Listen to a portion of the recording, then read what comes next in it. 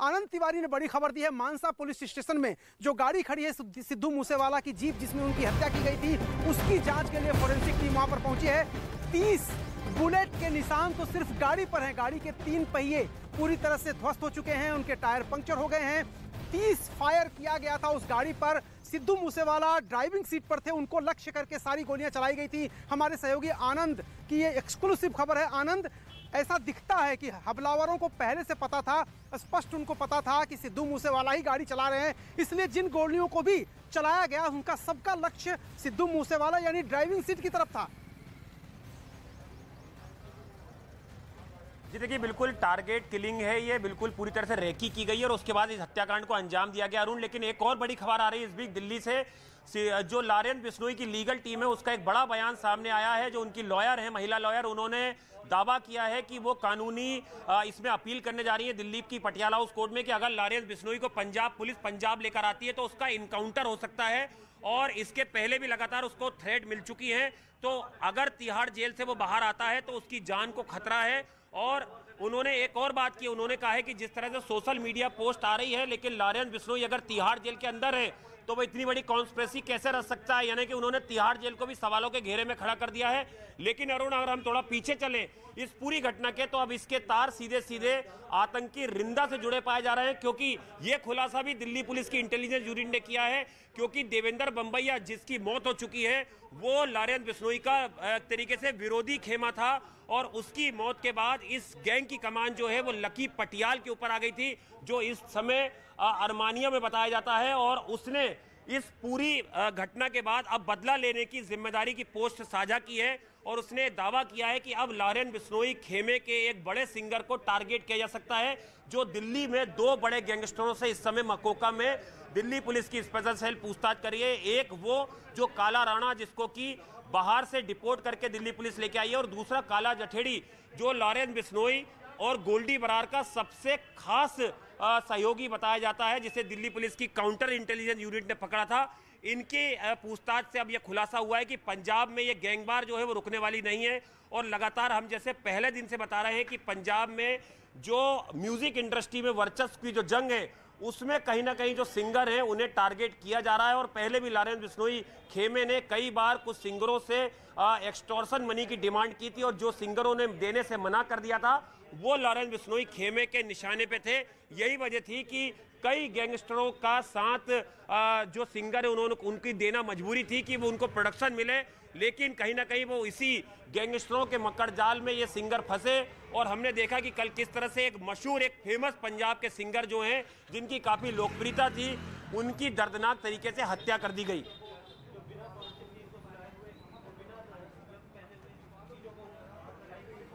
तो आनंद, जैसा कि आप बता रहे थे कि लॉरेंस बिश्नोई ग्रुप जो है, काला जठेड़ी, लॉरेंस बिश्नोई, सचिन बिश्नोई, कई सारे नाम आपने लिए। इसमें गोल्डी बरार कनाडा में हैं, उनकी तरफ से साजिश रची गई। कई उलझे हुए तार इसमें हैं।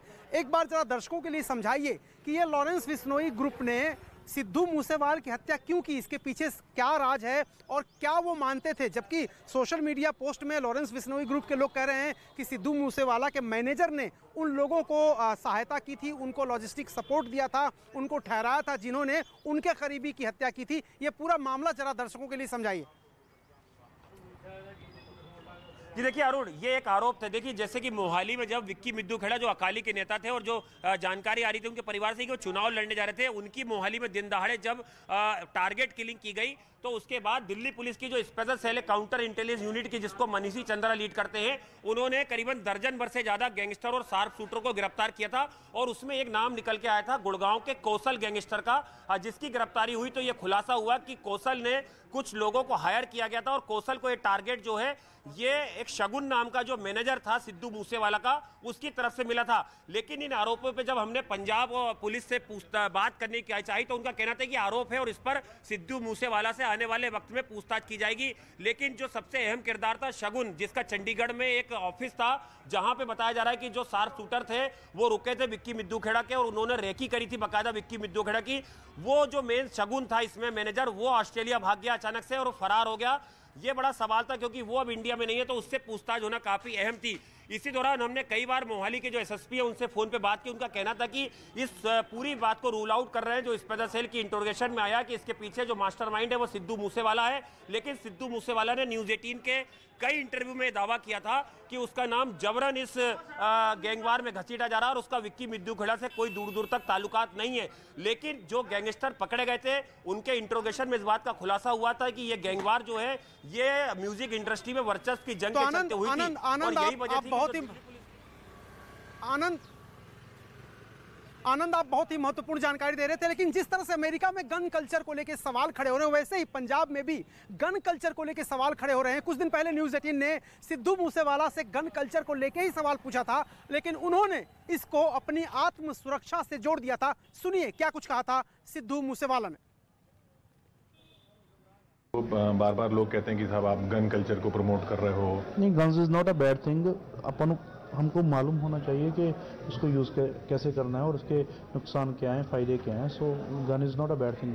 अगर इतनी बुरी है गन तो सरकार लाइसेंस क्यों देती है?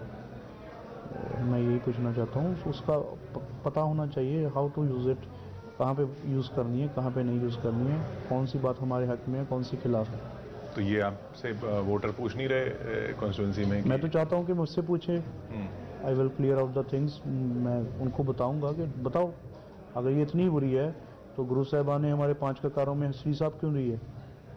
ये हमारे धर्म का, हमारा धर्म से हमारे शरीर का हिस्सा मानता है। सो क्यों दी है?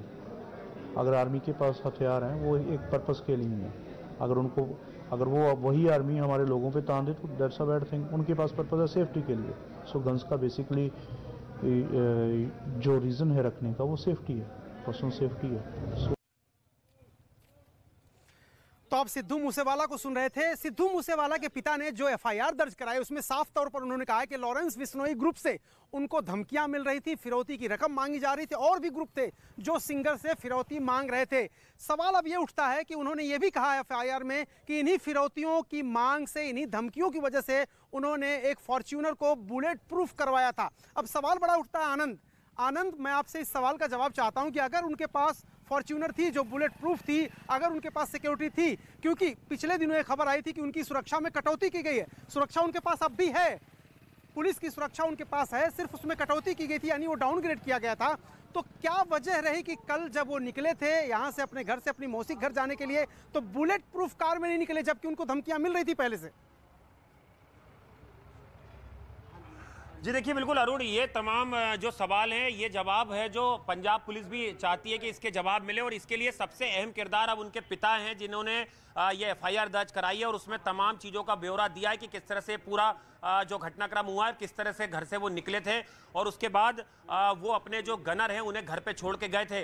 पंजाब पुलिस पहले से ही और लगातार सरकार भी ये दावा करी कि उनकी सुरक्षा जो है वो हटाई नहीं गई थी, कम की गई थी, और उसके पीछे वजह थी कि जो ब्लू स्टार है उसकी बरसी आने वाली है और उसको लेकर कई लोगों की जो सुरक्षा है वो घटाई गई थी। ये हवाला जो है वो पंजाब सरकार ने दिया, पंजाब पुलिस ने दिया है। लेकिन अब इन्वेस्टिगेशन जिस तरह से आगे बढ़ रही है, एक एसआईटी बनी हुई है, उसमें कई तेज तर्रार अफसरों को शामिल किया गया है। वो उनके पिता से जरूर इस पूरे मामले में बात करेंगे और उनके पिता के बयान काफी महत्वपूर्ण होंगे, क्योंकि जिस तरह से सोशल मीडिया पर हाल में ही लगातार सिद्धू मूसेवाला ने 2-3 पोस्ट अपनी शेयर की थी और उन्होंने इस पे दावा किया था कि उन्हें जान का खतरा है, उन्हें धमकियां मिल रही हैं। तो सबसे बड़ा सवाल ये खड़ा होता है कि अगर एक बड़ा सिंगर सोशल मीडिया के जरिए अपनी बात रख रहा है तो क्या उस समय उन्होंने कोई पुलिस को शिकायत दी थी या पुलिस ने सो मोटो लेते हुए कोई तफ्तीश करी थी? क्या सिद्धू मूसेवाला को कोई अतिरिक्त सुरक्षा प्रदान की थी या ये जानने की कोशिश की थी कि उन्हें किन नंबरों से थ्रेट आ रही है या कौन लोग हैं ऐसे जो उनकी जान के पीछे पड़े हुए हैं? लेकिन ये बात किसी से छुपी नहीं थी। जब से विक्की मिद्दूखेड़ा का मर्डर हुआ है हमने कई सोशल मीडिया प्लेटफॉर्म पे ये देखा है,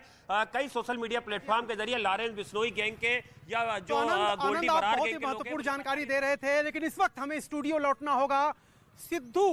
सिद्धू पर टॉप 10 बातें क्या थी, टॉप 10 सिद्धू पर क्या बातें थी? हमारी सहयोगी सबीना तैयार हैं टॉप 10 सिद्धू लेकर। जी, अब मूसेवाला